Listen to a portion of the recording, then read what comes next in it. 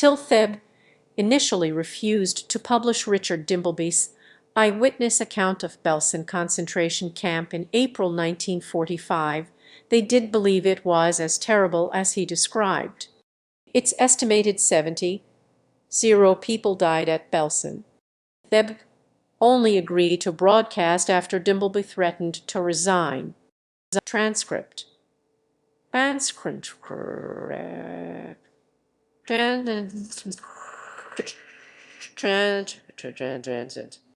have just returned from the Belsen concentration camp, where I drove slowly about the place in a jeep with the chief doctor of the Second Army.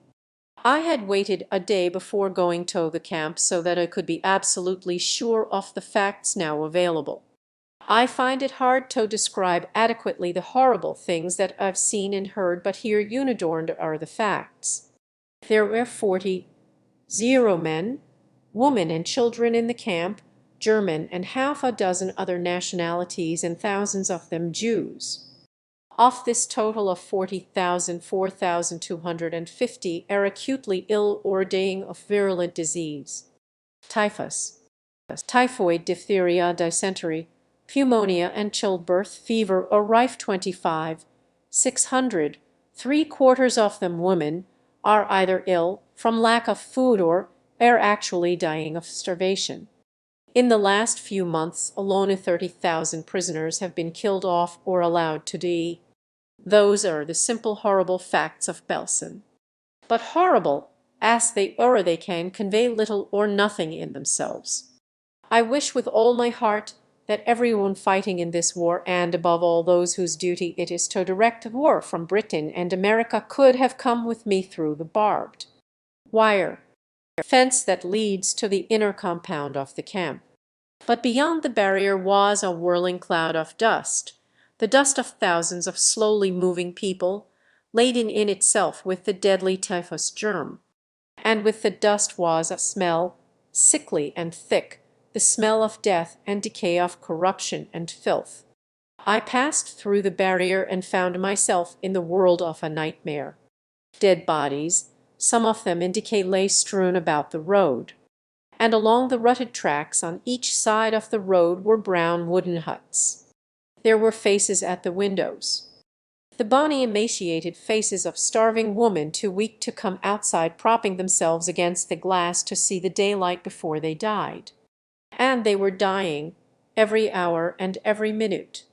I saw a man wandering dazedly along the road, then stagger and fall. Someone else looked down at him, took him by the heels and dragged him to the side of the road to join the other bodies lying unburied there. No one else took the slightest notice.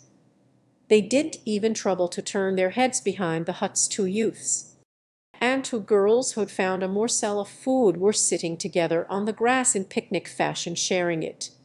They were not 6 feet from a pile of decomposing bodies. Inside the huts it was even worse. I've seen many terrible sights in the last 5 years, but nothing approaching the dreadful interior of this hut at Belsen. The dead and the dying lay close together. I picked me way over corpse after corpse in the gloom until I heard one voice that rose above the gentle, undulating moaning. I found a girl. She was a living skeleton, impossible to gauge her age, for she had practically no hair left on her head, and her face was only a yellow parchment sheet with 2 holes in it for eyes. She was stretching out her stick of an arm and gasping something. It was English, medicine, and she was trying to cry but had not enough strength. And beyond her, down the passage and in the hut, there were the convulsive movements of dying people too weak to raise themselves from the floor. They were crawling with lice and smeared with filth. They had no food for days, for the Germans sent it down into the camp en bloc, and only those strong enough to come out of the huts could get it. The rest of them lay there in the shadows, growing weaker and weaker. There was no one to take the bodies away when they died. I had to look hard to see who was alive and who was dead. It was the same outside in the compounds. Men and women lying about the ground, and the rest of the procession of ghosts wandering aimlessly about them. In the shade of some trees lay a great collection of bodies.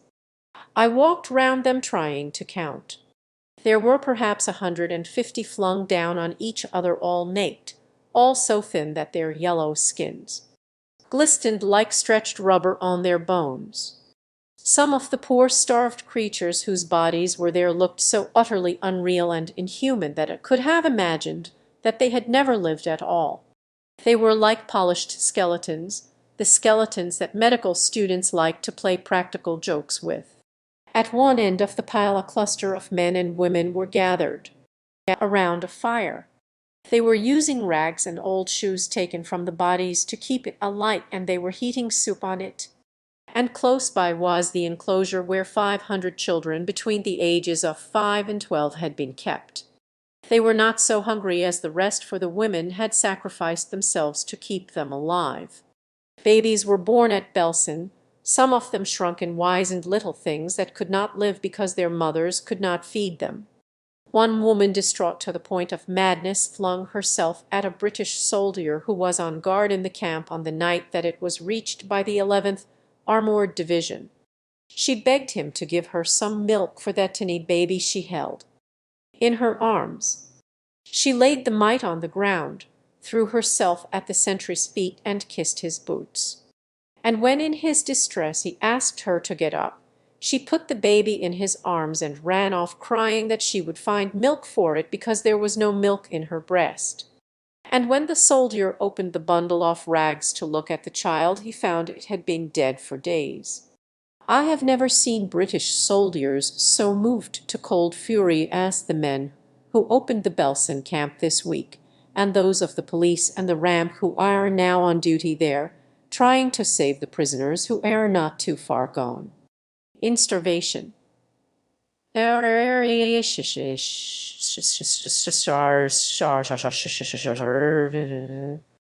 guards who shot several of the prisoners after we'd arrived in the camp when they thought no one was looking are now gathering up all the bodies and carting them away for burial. German prisoners are being sent up for the same sort of work. Kramer, this major who was commandant of the camp and who had been second in command of one of the mass murder camps in Poland, lies today in a British prison cages. We went deeper into the camp, and further from the main gate we saw more and more of the horrors of the place, and I realized that what is so ghastly is not so much the individual acts of barbarism that take place in its camps, but the gradual breakdown of civilization that happens when human beings are herded like animals behind barbed wire.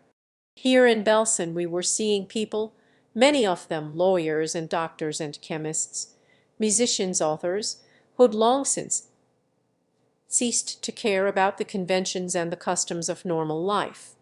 There had been no privacy there of any kind. Women stood naked at the side of the track, washing in cupfuls of water taken from British Army water trucks. Others squatted while they searched themselves for lice and examined each other's hair. Sufferers from dysentery leaned against the huts, straining helplessly. And all around and about them was this awful drifting tide of exhausted people, neither caring nor waiting. Just a few held out their withered hands to us as we passed by, and blessed the doctor whom they knew had become the camp commander in the place of the brutal Kramer. We were on our way down to the crematorium, where the Germans had burned alive thousands of men and women in a single fire. The furnace was in a hut about the size of a single garage, and the hut was surrounded by a small stockade. A little Pole whose prison number was tattooed on the inside of his forearm, as it was on all the others, told me how they burned the people. They brought them into the stockade, walked them in, and then guard hit them on the back of the neck with a club and stunned them, and then they were straight into the fire, 3 at a time, 2 men, 1 woman. The opening was not big enough for 3 men, and that I verified by measuring it. They burned 10 people in this fire in reprisal for the murder of 2 guards and back in the hut by the main gate of the camp. I questioned the sergeant who had been in charge of one of the squads. He was a fair-haired, gangling creature with tiny crooked ears, rather like gerbils, and big hands, His uniform was undone and dirty, writing out his confession while a young North Country tank gunner of the 11th Armored Division kept watch on him with a Tommy gun that never moved. I asked him how many people he had killed. He looked vacant for a moment, and then he replied, "Oh, I don't remember. Have set down these facts of length because, in common with all of us who've been to the camp, I feel that you should be told without reserve exactly what has been happening, the every fact so far given you, though, has been verified, but there is one more awful than all the others, that I've to the end far away in a corner of Belsen camp there. It's 15 feet deep, and at one end it's piled to the very top with naked bodies that have been tumbled in one on top of the other. Like this must have been the plague pits in England 300 years ago. Only nowadays we can help by digging them quicker with bulldozers, and already there's a bulldozer at work in Belsen. Or army doctors, on examining some of these bodies, found in their sides a long slit apparently made by someone with surgical knowledge. They made enquiries, and they established beyond doubt that in the frenzy of their starvation some of the people of Belsen had taken the wasted bodies of their fellow prisoners and had removed from them the only remaining flesh, the liver and the kidneys to eat. May I add to this story only the assurance that everything that an army can do to save these men and women and children is being done, and that those officers and men who've seen these things have gone back to the Second Army, moved to an anger such as I have never seen in them before. Where by chance did you find this transcript? I would like to use it as an educational resource and need a source. Thank you. I was recently at the Imperial War Museum in London, and they have this telephone you pick up and it plays his entire speech. It was so chilling. That was hard to read. I have never read about the last part before, and having now read it, I cannot imagine why not. It makes heartbreaking sense, and is absolutely horrifying. It's disgusting to know there are people out there that still support and proudly wave Nazi flags, and there are still idiots that claim this was a hoax. For anyone who wants a YouTube version that can't open the audio hacks or YouTube. Beorf Boxen. So disturbing. I can barely conceive of the horror and trauma and disgust that a mere witness like Dimbleby would have experienced on seeing it. That would be etched in your mind forever, and the suffering of those who actually endured it cannot be gauged. But for me the worst part of all is that some humans are capable of systematically and deliberately perpetrating this amount of horror on other humans. When you read this, it's impressive that Morse guards weren't outright shot. That account left me in tears. I had family go into camps Dachau and Auschwitz. Only a few came out, and they only shared tiny snippets of the horrors they experienced. I am horrified that neo-fascists are growing in number in the Western world, that there are people who admire Nazism and fascism, who deny that these genocides happened. Whoa, I have never read or heard this before. I am glad the full horrors were not withheld. The British cold fury sentence made me cry. As a German, this was incredibly hard to read, even though I already knew all that and more. It's just as haunting as reading or hearing about it for the first time. There were 40 men, women, and children in the camp. German and half a dozen other nationalities, and thousands of them Jews. I personally find that part to be very, very important, as it's sometimes overlooked when we are talking or learning about the topic in school. Many of those people were Germans first and foremost, German Jews or political enemies or etc., which means that it didn't matter how long you lived in Germany, could be forever, how much German you were, and even how many wars you fought in for your country, you'd still be deported and killed just because of your beliefs. I personally know of a family who had a father and two sons fight viciously and wound Germans for generations, and actually as far back as you could call yourself German. Why? Killed because they happen to be Jews. I hope I'm not offending anybody or missing the point, but that has always struck me the most. People basically killing their neighbors, friends and countrymen just because they believed in something but were otherwise indistinguishable from the rest. As a new mother, the description of the mother and her child broke me. Absolutely horrific stuff that needs to be heard. Journalism, it has rarely been wielded so effectively and powerfully. Despite all the horrors of the past few decades, I can't remember anything coming close. This is so very fucked up to read, but it's also so important to be read.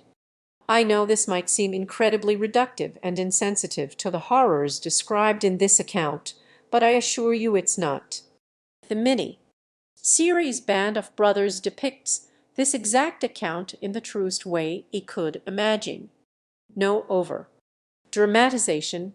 It's as if this account described the scene in the show, not the other way around. It's an awful but illuminating thing to watch, and I believe it really does justice to the reality these starving and sick people experienced.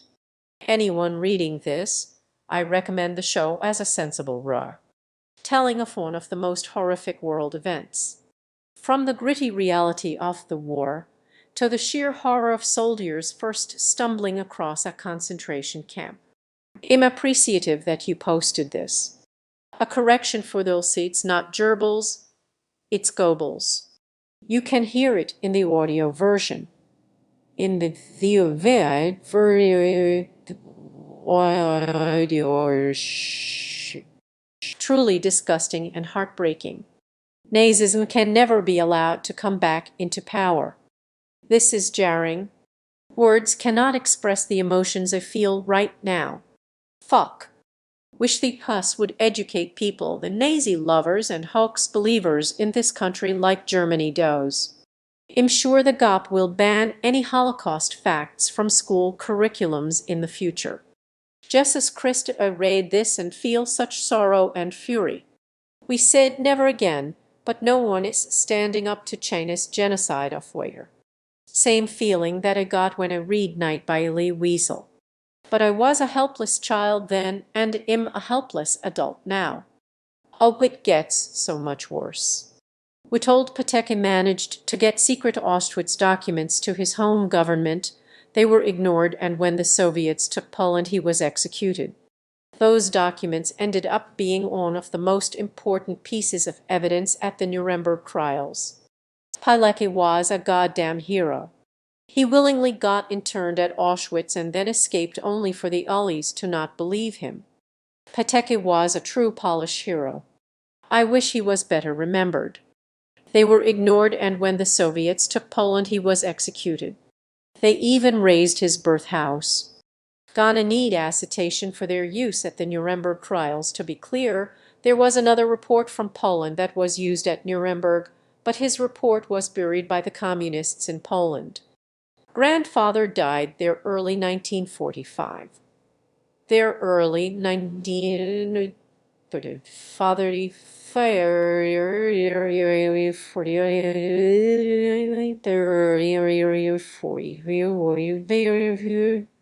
I found his death certificate in the archives.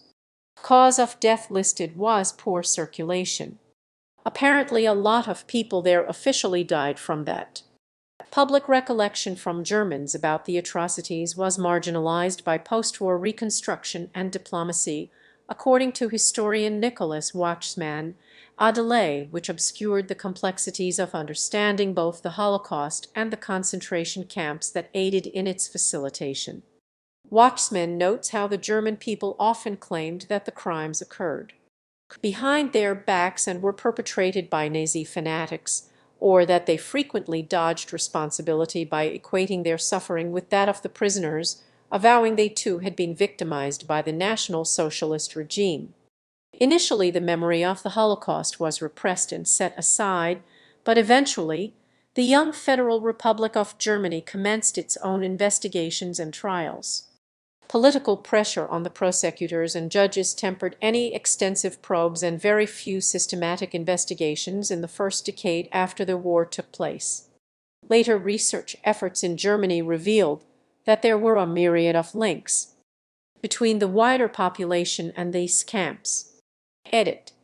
Robert Gellatly, a historian at Oxford University, conducted a widely respected survey of the German media before and during the war and concluded that there was substantial participation and consent from large numbers of ordinary Germans in various aspects of the Holocaust, that German civilians frequently saw columns of slave laborers, and that the basics of the concentration camps were widely known.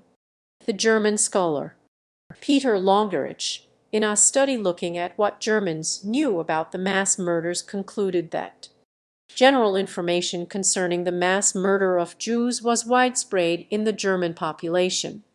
Longerich estimates that before the war ended, 40% of the population had knowledge about mass killings. Historian Erica Johnson suggests that it is more likely that about 50% of the German population were aware of the atrocities being committed against the Jewish people and other enemies identified by the Nazi regime. British historian Nicholas Stargard presents evidence of widespread public knowledge, agreement, and collusion concerning the destruction of European Jewry, as well as the insane, feeble, disabled Poles, Roma, and other nationals. His evidence includes speeches by Nazi leaders, which were broadcast or heard by a wide audience that included mention or inferences related to destroying the Jews, along with letters written between soldiers and their families describing the slaughter. Historian Claudia Kuhns relates how reports from the Nazi security service described the public opinion as favorable where it concerned the killing of Jews. Using these same reports from the war years, along with a great many memoirs, diaries, and other descriptive material, historian Lawrence Stokes concluded that much of the terror inflicted on the Jewish people was generally understood in the German public. Poor circulation is technically the reason most of us will die. My great-grandmother was in Bergen-Belsen at one point. Was the first nor last camp she was at though. My great-uncle wrote for the Star and Stripes and was at Buchenwald soon after it was liberated. Only one time did he ever try to talk about what he saw to his famility. He broke down before he could, excused himself, and never spoke of it again. My grandpa was at Bergen-Belsen after it was liberated. He told me Granny everything only once, then never talked about it again. He took tranquilizers every day for the rest of his life, and Granny never repeated anything apart from telling us that he had been there, and that was only because by coincidence we later moved to the town of Bergen itself. We visited the site of the camp a number of times, and I always felt it as much colder and quieter than the woods around it were. My grandfather never spoke of the war. I knew that he commanded and Mateen Hellcat in the Battle of the Bulge, the push deeper into Germany, and at the famed bridge at Remagen, but I knew these things only from my father, who had gleaned some few details over the period of decades. I never heard them from my grandfather himself. One day, I may been 12 or so, I was at his house watching when a commercial came on for African famine relief. I was playing with toys or cards and waiting for whatever show we were watching to come back, so I did notice anything until me grandfather changed the channel. I looked up and asked, "Why did you do that?" He shook his head and said, "It reminds me too much of the people when we went into those camps." He said nothing else. Even at 12, however, I knew what he meant, and I understood the glimpse I had just gotten at the life he had led some 40 years prior to that moment. My great-grandfather said the Nazis were the greatest evil he had ever seen. Were they, said the evil he had were the era they in the graves.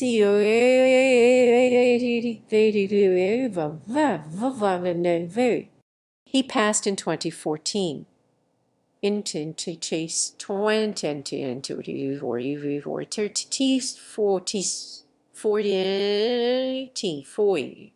He would never speak of anything he saw, and he refused to watch any sort of war movies.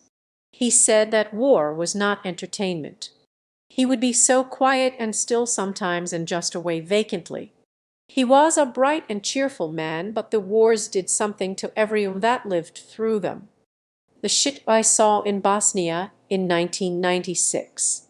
97 only pales in comparison, but it will forever be haunted by what I've seen. It's kind of beyond comprehension. It's beyond comprehension that people don't believe it happened. Whenever this comes up, I always think of that picture ups. Or I, Imger, hum or iskink ping were German soldiers and medics reacting to video from concentration camps. I'm a bit late to the thread, but in the context of history and the effects war had on the public, it really isn't surprising at all. Hear me out. During war, all sides, and especially the British, used atrocity propaganda to build war sentiment. This included accusations Germans murdering and eating babies, weird boob mutilations, and corpse factories to make explosives from the dead. It also included Germans creating extermination camps and gassing. Toward the later years of the war, all governments and media had lost all credibility as these claims were repeatedly shown to be false. Not only the claimed atrocities were debunked, but also in their supposed successful operations and battles. During the interwar period, these claims were further debunked. Distrust ran high in both the military and general population. During Wu-2, it was used as much as it had been shown all credibility is lost, which is worse for war sentiment. When the reports of the real concentration camps came out, people were like here we go again. In all honesty, I think it was rightfully discarded as propaganda when viewed from that lens during the after-war period. The years that followed did away with the Holocaust skepticism. Today there is no excuse to believe anything else than that it happened. If you want to go down the rabbit hole, let's start with the Wikipedia article on atrocity propaganda, or in Wikipedia org or Wikio or atrocity propaganda, and go from there. Is it though? Genghis Khan decimated entire populations. Our history is filled with recorded genocide. New generations just grow ignorant and unaware of their past history. Hell, even our biological tendency is to be less altruistic to those we're not related. If you ever have the chance of visiting a concentration camp, do it. It is unpleasant, but it is very important. I'm from Germany, and we learn about the Nazis in school kind of extensively, and we learn about the Holocaust, of course, but the feeling I got in Auschwitz is beyond anything I have ever felt before. You can read all you want about the topic, but seeing the huts he described and standing in front of such a furnace is just— I can't put it into words.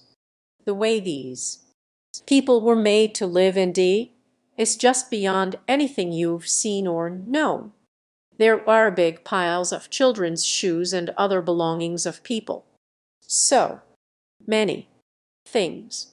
So many people dead because of them being different. It's just unbelievable. But this happened. People did this to other people. Please, please help making sure such a thing never happens again. Psst. I think the series Band of Brothers did a fairly good job at displaying what Richard Dimbleby described. I visited the Birkenau concentration camp in Krakow earlier this year. There was that section you mentioned. That was a display of the shoes of several thousand prisoners all stacked up. Very haunting but very important experience. Left me feeling shook up for some days after. I've posted this story a few places here and there in this thread, but you are so right. It is something that will stay with you forever. And even if it isn't something positive that will stay with you will have a sense of experiencing what happened there in a way that's hard to describe. When I was 15, our school sent us on a learning trip to Poland. We visited Auschwitz, Birkenau, Dachau may be wrong on that name. It's been 20 years, Birkenau too, and a few more I can't remember the names of right now. That is an experience I will never forget. I was a stupid. And I mean class clone, smoking cigarettes, and being a general Dutch bag teen. And it still affected me intensely. Seeing piles of glasses, suitcases, shoes, the sheer size of the camps. Rails like train, rails where they had wagons to make transporting bodies from one place to another easier. The rails were in a straight line, probably around a neck more long. It had only purpose. Fucking scratch marks on concrete walls. Inside the gas chambers. Not just a few. The wall was full. The scratches that were highest up on the wall were deep, and you could see how they became weaker, and weaker as the gas worked, and they didn't have strength anymore. Scratch marks become shallower the closer to the ground you get. We even got to experience one of the ways they would hang up prisoners, with their hands behind their back, lifted up behind their heads, and hanged from the wrists. I'm not sure I'm describing this well enough, but picture having handcuffs on behind your back and try to lift your arms up to your head. That's basically it. Noon was hurt off. It was only to demonstrate how extremely painful it was or would be they would hang there for days. These places were places beyond evil. If it does exist, I don't even think hell could measure up to these camps. I still can't believe people try to say it didn't happen or is a conspiracy. It actually makes me angry. What makes me the most sad is that there are few or no time witnesses. That's the literal translation from my language. Left. A time witness is someone who was actually in one of the camps and survived. We were lucky and had one. Bless his heart, sorry for the rant. Edit. A word second edit. Fixed name of one of the camps. I went to Auschwitz when I was 14. It's absolutely harrowing. I'm in my 30s now, and I can still remember the way it smelled and the feeling of dread that filled that place. I'm glad I went, but you could pay me to go back. Well said.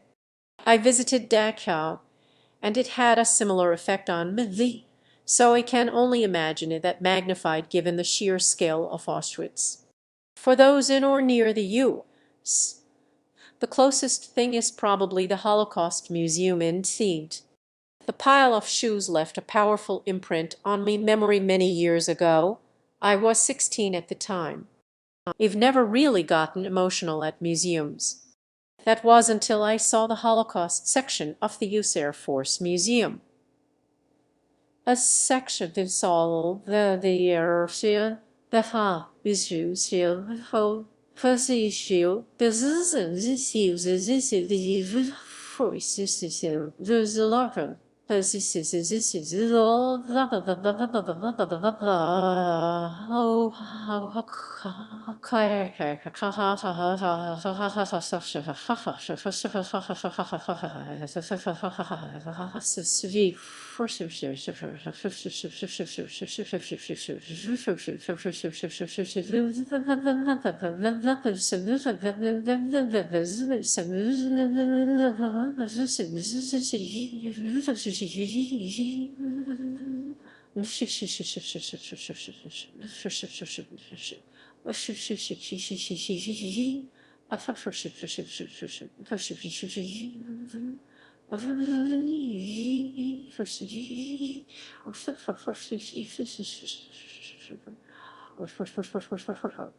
reading the notes they recovered, seeing the tattered clothes, the pictures.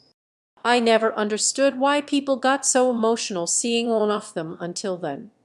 Of course it's awful, but I never imagined it would make me feel the way it did. It's a great series. I watch it yearly. There's often good conversation over at her war Band of Brothers, too.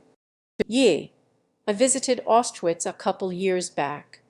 It was quite something. Before that I had of course learnt about it in school and respected our 4th of May memorial. But visiting that horrible places really hit home that the knowledge that people are capable of such atrocities must be conveyed to the next generation on and on. One of the little details that really stood out to me was on the signs accompanying a lot of places. It was that they intentionally used the word murdered instead of killed. The Holocaust was a car crash where 3 people were killed. People intentionally acted in such a way to abuse, enslave, neglect, and murder millions of people. We went. My parents took me. Growing up, most of my friends had vet fathers. We knew which ones saw camps. They never spoke of it, but we knew. So before we went anywhere else in Germany, we went to that camp. I wanted to go in. All I can say is I could not. Sat in the car looking at those gates. There's this palpable, invisible wall. Like a wall of evil, and am not being imaginative. Anyone disbelieving in unseen things should go there. That was almost 40 years ago. I can still feel it, whatever it was, and it was not just death. It was evil triumphant. Wish I could explain it better. It's terribly, terribly important we understand whatever evil is. It can be unleashed and hang around. Holocaust deniers are on their way to a dark place they cannot fathom. Meanwhile, in China, in middle school, roughly 1993, we had a woman come speak to our history class about her time in Bergen-Belsen. I will never forget it. We had one lady too. Could have even been the same one. First thing she does is rolls up her sleeves so everyone can take a good long look at her good number. Touch it. And she kept it so light, but it was still horrific. Back then, teachers didn't let you opt out just because a lesson would be about a hard truth. When I was 15, our school sent us on a learning trip to Poland. We visited Auschwitz, Birkenau, Dachau. E may be wrong on that name. It's been 20 years, Birkenau too, and a few more I can't remember the names of right now. That is an experience you will never forget. I was a stupid and mean class clone, smoking cigarettes, and being a general Dutch-bag teen, and it still affected me intensely. Seeing piles of glasses, suitcases, shoes, the sheer size of the camps, rails like train, rails where they had wagons to make transporting bodies from one place to another easier. The rails were in a straight line, probably around a length more long. It had only purpose. Fucking scratch marks on concrete walls inside the gas chambers. Not just a few. The wall was full. The scratches that were highest up on the wall were deep, and you could see how they became weaker and weaker as the gas worked, and they didn't have strength anymore. Scratch marks become shallower the closer to the ground you get. We even got to experience one of the ways they would hang up prisoners, with their hands behind their back, lifted up behind their heads, and hanged from the wrists. I'm not sure I'm describing this well enough, but picture having handcuffs on behind your back and try to lift your arms up to your head. That's basically it. Noon was hurt off. It was only to demonstrate how extremely painful it was or would be. They would hang there for days. These places were places beyond evil. If it does exist, I don't even think hell could measure up to these camps. I still can't believe people try to say it didn't happen or is a conspiracy. It actually makes me angry. What makes me the most sad is that there are few or no Time. Witnesses, that's the literal translation from me language. Left. A time. Witness is someone who was actually in one of the camps and survived. We were lucky and had one. Bless his heart, sorry for the rant. Edit. Fixed name of one of the camps.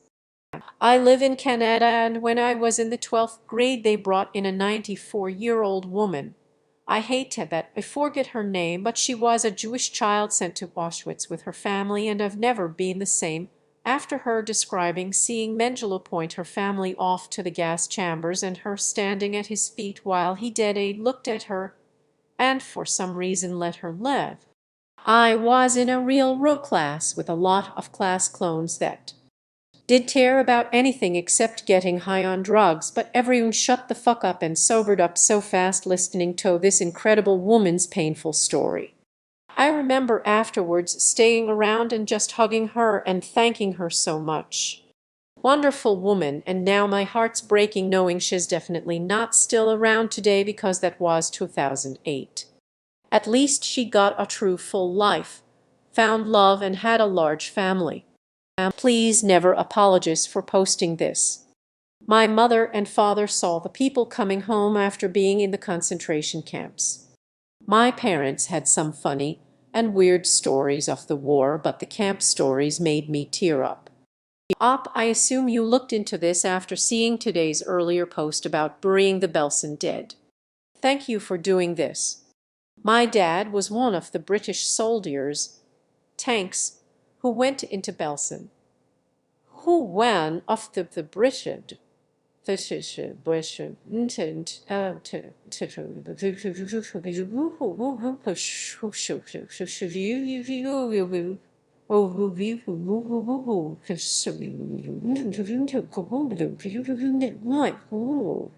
They had no idea I was there, and my dad has described to me feeling like an utter fraud when the prisoners were cheering them. In his own words, for him that day he had set off to do just another job. I read everything I can about it. I want to try and understand what he found and saw, although I acknowledge he will never truly be able to do so. But thank you for looking further. It is important to me that memories like this still jolt, still sicken, still have power.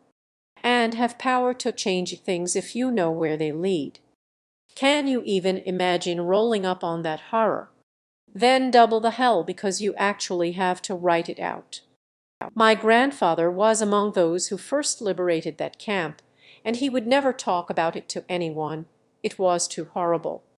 As someone else said, the Band of Brothers episode did a good job. An absolute hell on earth. We understand the horrors of the Holocaust, but at the time it was unheard of. It was so shocking a lot of people refused to believe something like that could be done by humans to that scale, that a nation would fight to support that. It's scary, but you realize and see it all the time. Most people just want to belong and are willing to sell their autonomy off bit by bit to feel safe, belong, and feel special. You tell people you can provide those three things, it what your political beliefs are. Most people fall for it every time when the other option is poverty and starvation. From Mao or Stalin to Hitler, and everywhere on the political spectrum between. Everywhere on the political spectrum, be Stalin to you.